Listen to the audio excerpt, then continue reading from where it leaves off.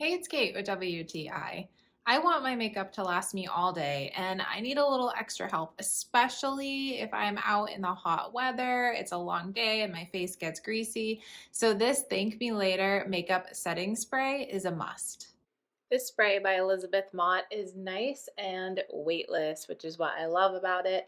I feel like it's hydrating my skin. The bottle itself has a nice spray, and the spray is in no way heavy, and the scent is nice and refreshing as well. I don't find it to be overpowering, and I do get sensitive to fragrances, so I'm glad that this is just nice and subtle.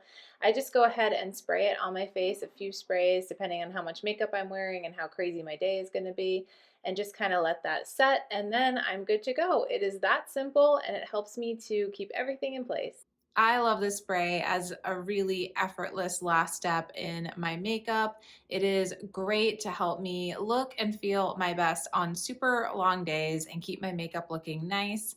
I highly recommend checking it out, but that's just my point of view.